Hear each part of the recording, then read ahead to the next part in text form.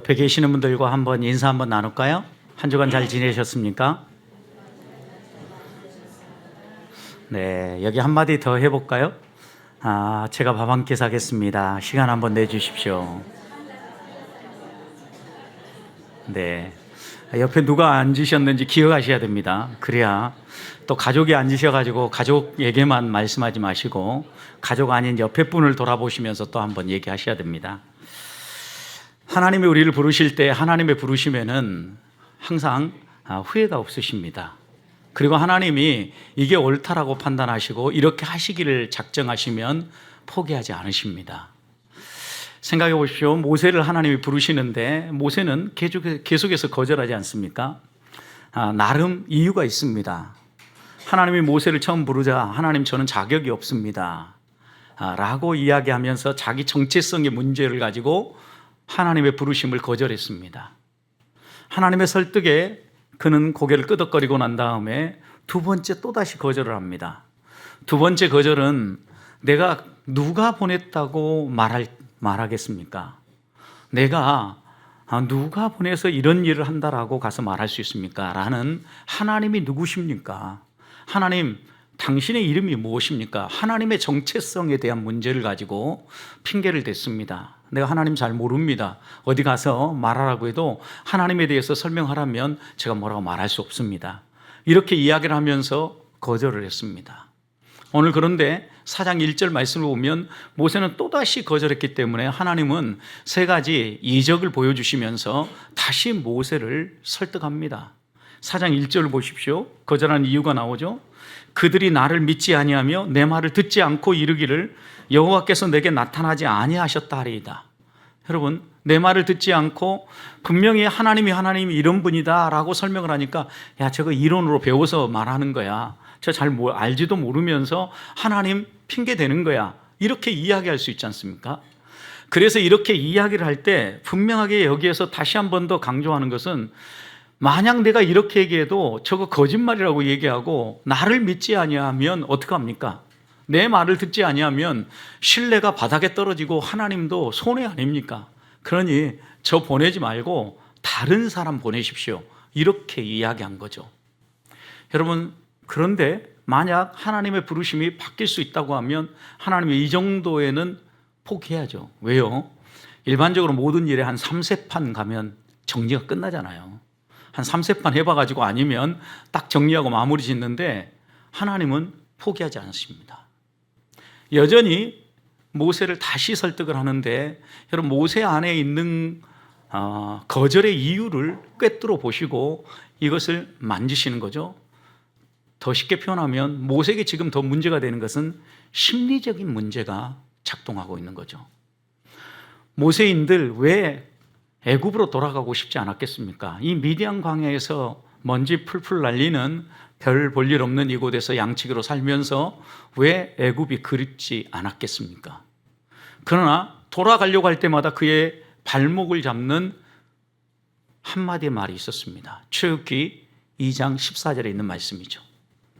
우리가 언제 너를 우리의 재판관으로 세웠고 언제 너를 우리의 지도자로 삼았느냐라는 이 질책입니다. 그 말을 떠올릴 때마다 아마 모세는 자책했을 겁니다. 내가 좀 조심했어야 될 걸. 내가 너무 나대가지고 또 이렇게 된 건 아닌가. 내 마음만 앞섰지 아무것도 준비되지 않고 행동하다가 내가 이런 어려움을 겪었구나. 그래, 나는 자격 없는 사람이야. 그들이 세우지도 않고 인정하지도 않았는데 나 혼자 뭐나 된 것처럼 내가 이렇게 행동하다 이런 고난을 겪었구나 생각하면서 주저앉고 또 주저앉았을 겁니다.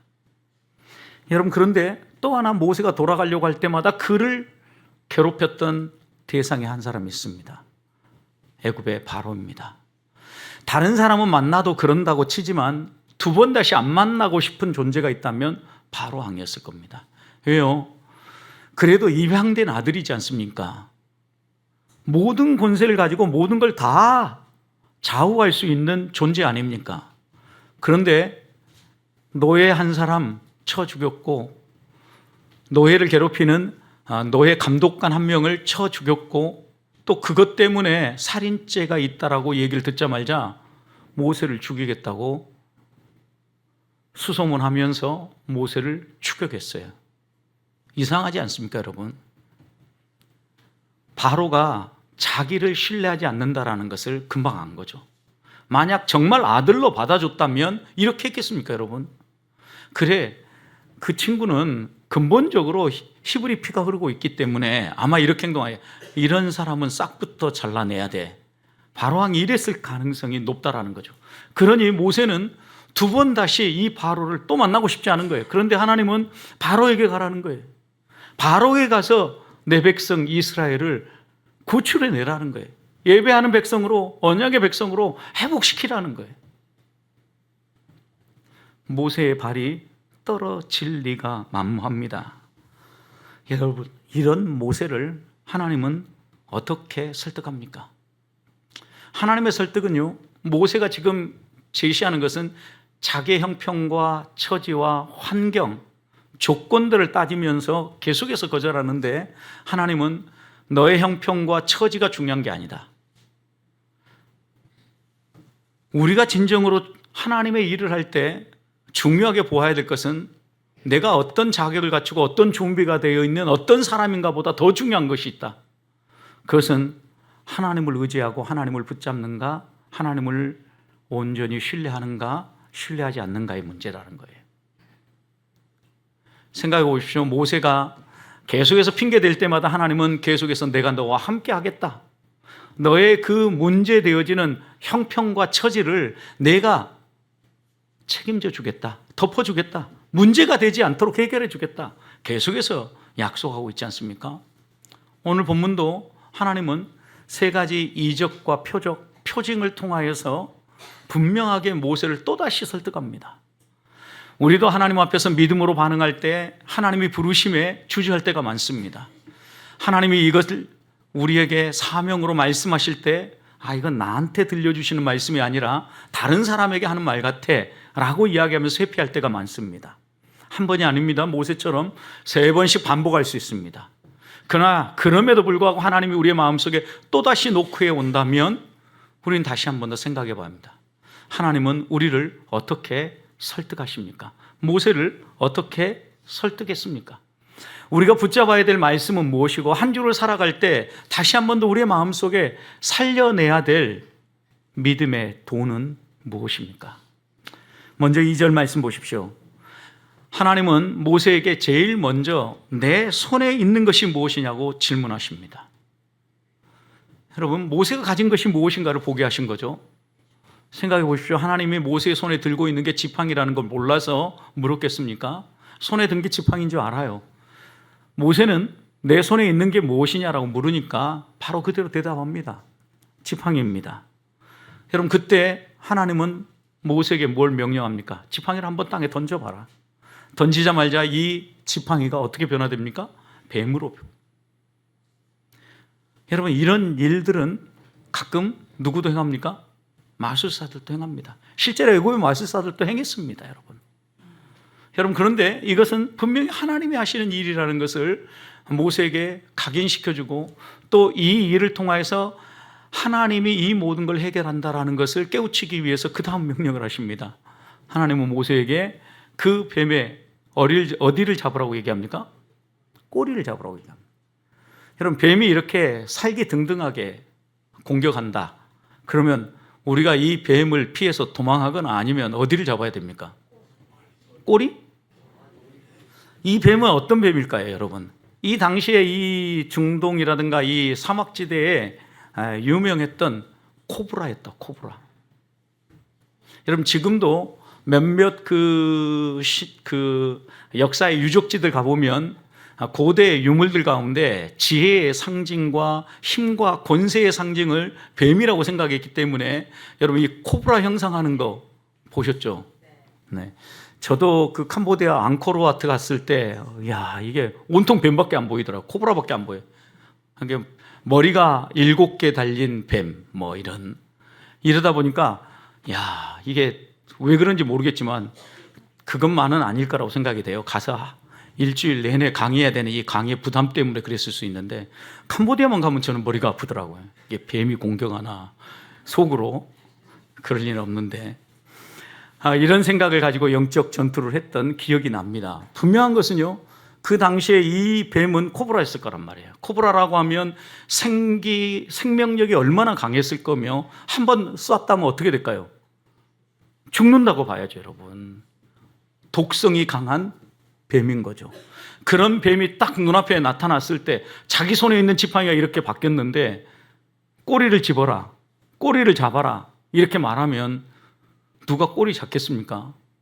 아니면 앞에 이렇게 좀 Y자로 된 지팡이 같은 긴 막대기로 코브라의 머리를 꽉 잡아야만 제압할 수 있잖아요, 여러분.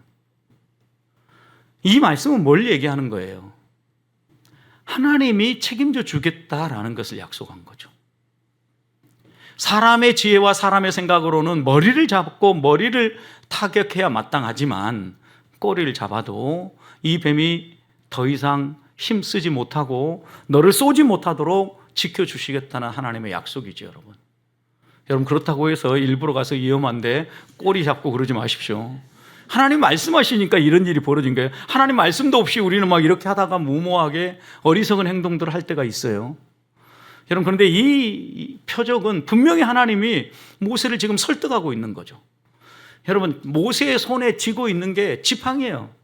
양떼를 치고 그 다음에 길을 갈 때, 험한 산을 오를 때 자신의 걸음에 도움을 주었던 지팡이에요.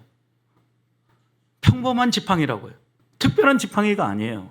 마술사리 쓰는 그런 지팡이가 아니라고요.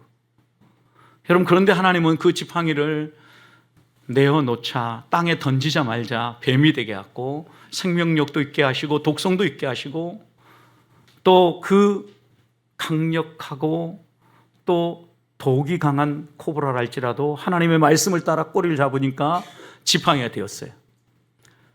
20절 말씀 한번 보십시오. 20절. 자, 모세가 하나님의 말씀을 따라서 이제 순종하며 나아갑니다. 모세가 그 아내와 아들들을 낙에 태우고 애굽으로 돌아가는데 모세가 그의 손에 뭘 들었어요? 지팡이 들었죠. 누구의 지팡이에요? 하나님이 갑자기 모세의 지팡이 바꿔줬습니까? 그런데 왜 성경의 저자는 이걸 하나님의 지팡이라고 묘사했을까요? 여러분, 우리가 하나님을 의지하지 않고 내 손에 붙잡고 내가 가지고 있는 건 내 방법으로 쓰고 내 방법으로 해결하려고 하면 이것은 내 것일 뿐이에요. 나의 지팡이일 뿐이에요. 평범한 그냥 지팡이에요. 그러나 이것을 내 던졌을 때 생명력이 있는 뱀으로도 바뀌고 독성이 강한 독사로도 바뀌어요. 하나님을 의지하고 하나님 앞에 내맡길 때 이것이 하나님 손에 쓰여질 수 있고 하나님 손에 붙들릴 때 그 지팡이가 하나님의 지팡이가 된다는 것을 분명히 성경은 기록하고 있는 거예요.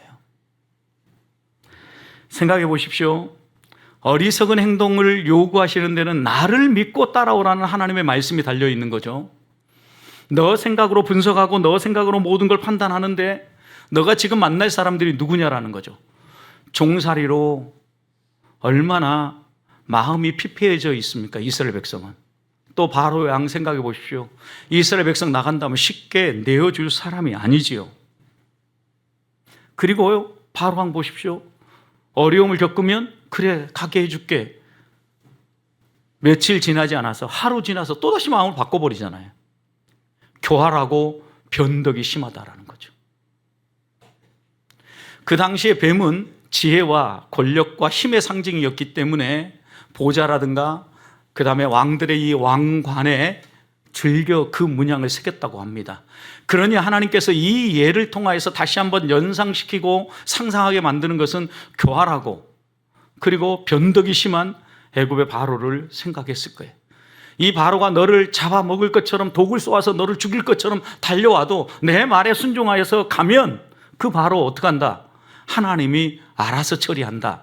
분명하게 말씀하시는 거죠. 하나님은 우리를 보내실 때 그냥 막무가내로 하나님이 원하시는 대로 밀어넣는 분이 아니에요. 억지로라도 이건 무조건 해 라고 하시는 분이 아니라는 거죠.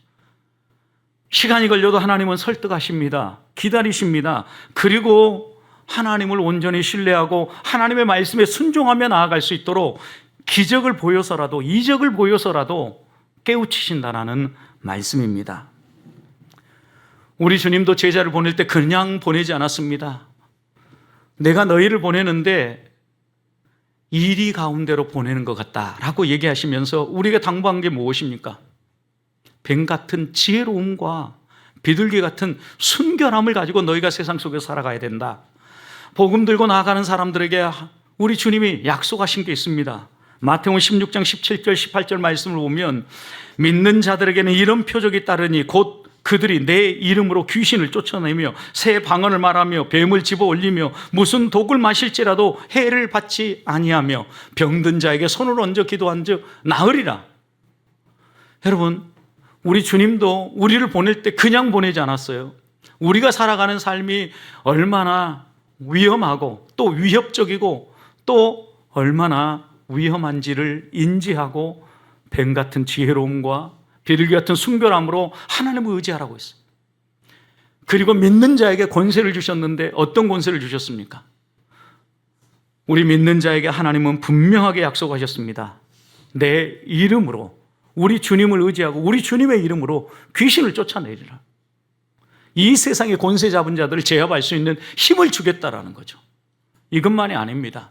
믿음으로 살아갈 때 공격하는 사람들의 여러 위협들, 그래서 독을 우리에게 가져와서 공격하고 뱀을 앞세워서 우리를 위협해도 그 뱀을 집어 올리고 잡고 또 독을 마셔도 그 독이 나를 넘어뜨리지 못하도록 해독해 주시겠다라는 거예요. 하나님의 약속입니다. 우리가 그렇게 믿고 나아갈 때 병든 사람도 치유하는 치유의 은총까지 하나님이 주시겠다는 약속입니다. 오늘날 믿음으로 여러분들이 하나님의 말씀을 붙잡고 세상을 향하여 나아갈 때 사단이 우리를 어떻게 공격합니까? 제일 우리를 넘어뜨리기 위해서 강력하게 도전하는 부분이 무엇입니까? 오늘날은 도덕적인 부분이 가장 큰 공격이라고 생각을 합니다.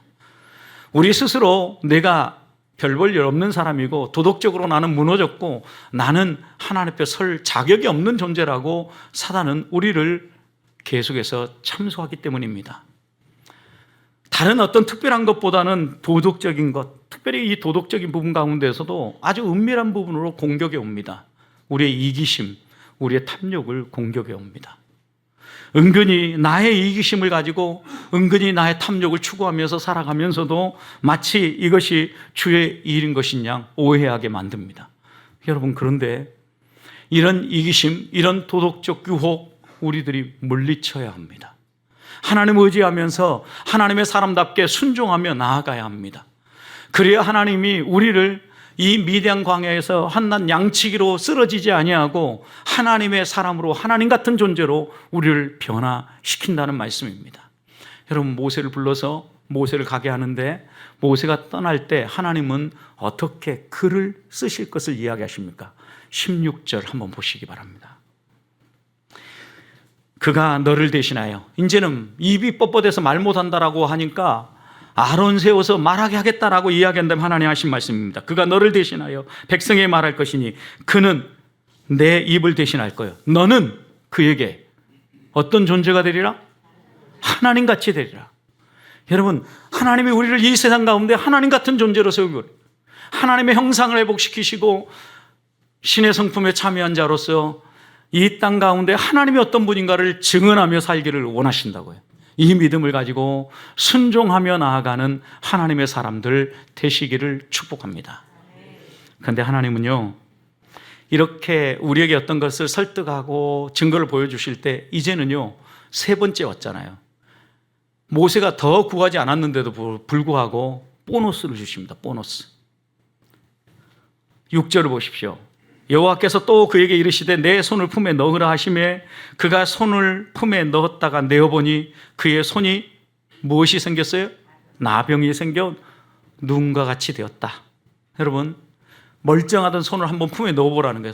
품에 넣습니다. 손을 빼서 보니까 온통 피부병이 발병한 겁니다. 하얗게 되었다라는 것은 그 당시 일반적으로 이 나병, 우리가 문둥병이라고 이야기하죠. 불치병이라고 생각하는 병이 발생한 거예요.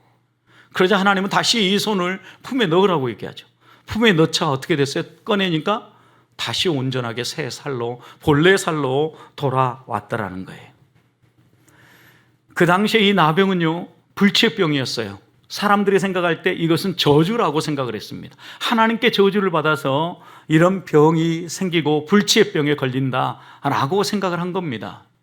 여러분, 그런데 생각해 보십시오. 이스라엘 백성은 지금 애굽의 노동자들로서, 노예로서 노동을 할 때 많은 아픔들이 있었습니다.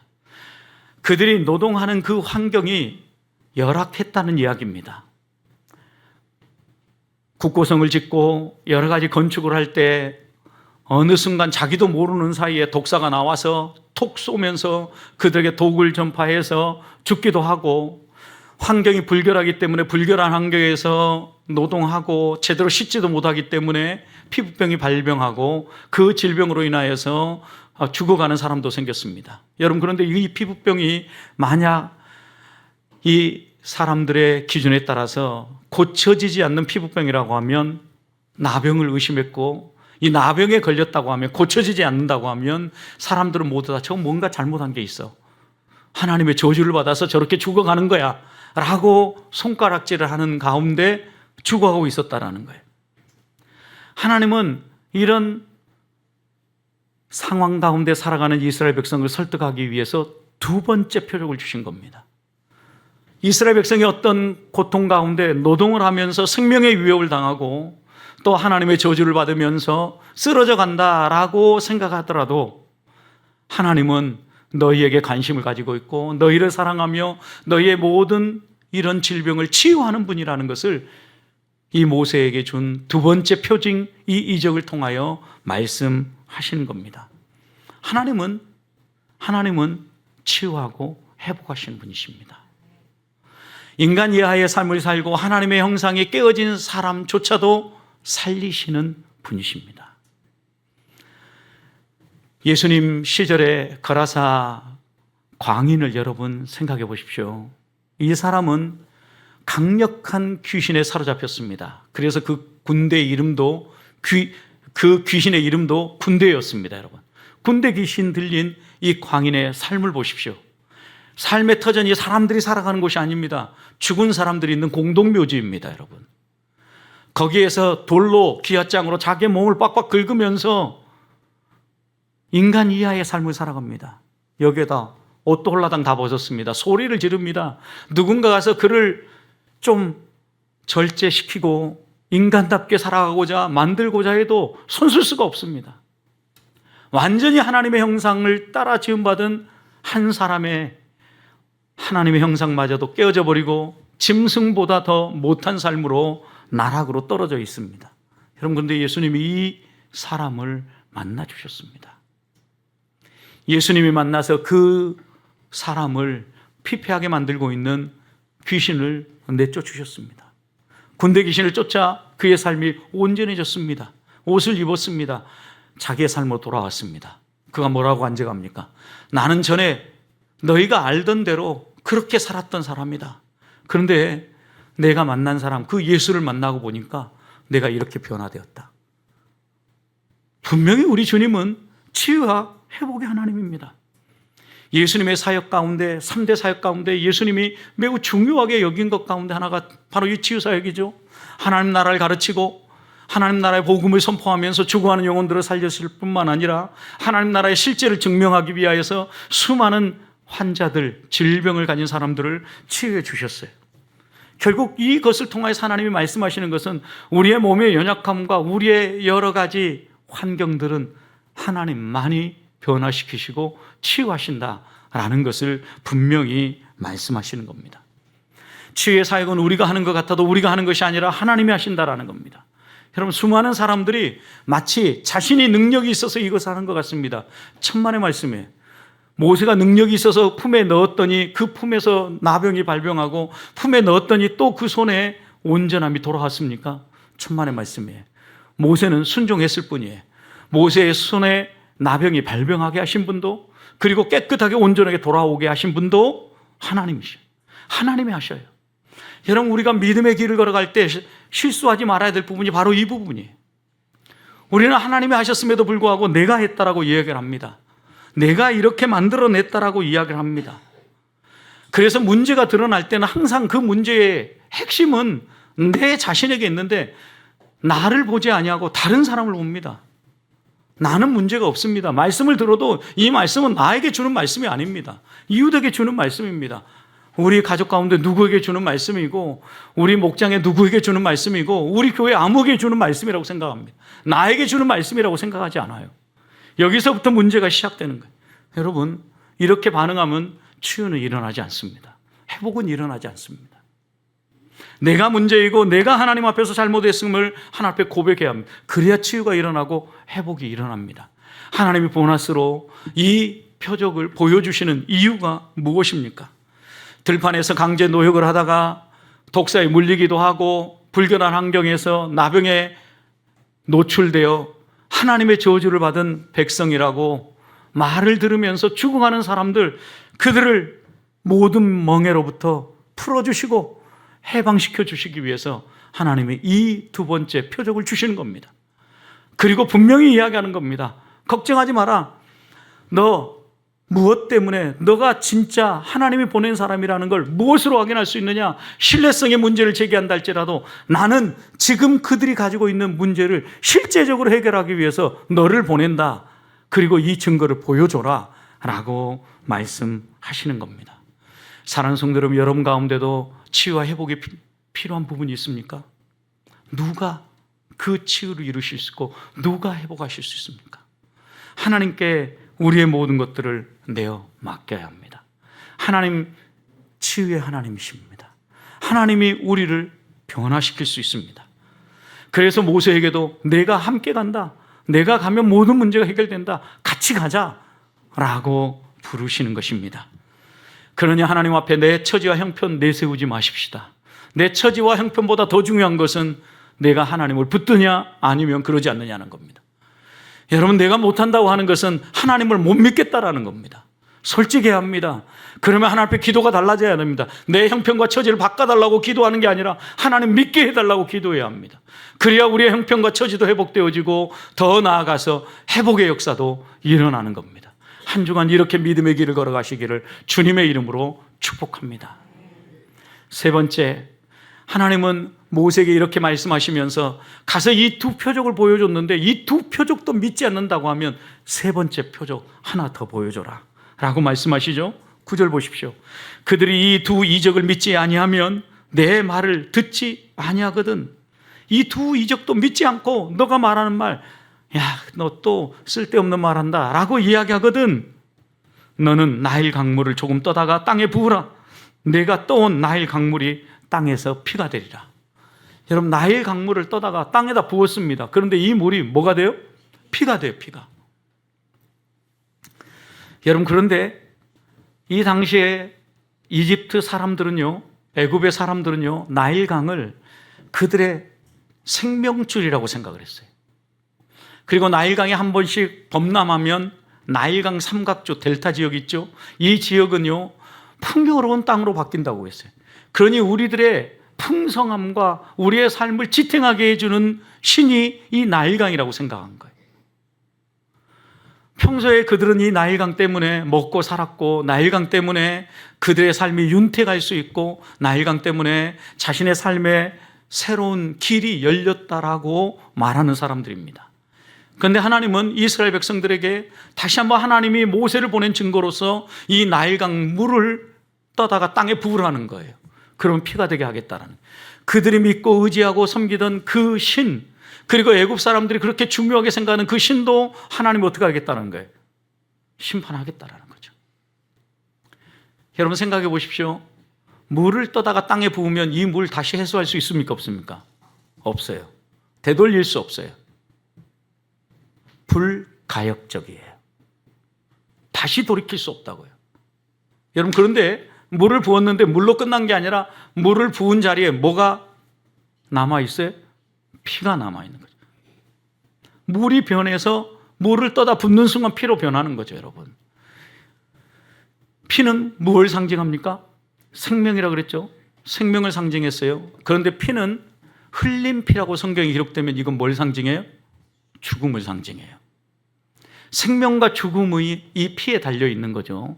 여러분, 흘린 피라는 것은 누군가가 때렸거나 누군가가 피를 흘리게 만들었기 때문에 피가 흘러나온 거죠. 그게 죽음을 의미한다는.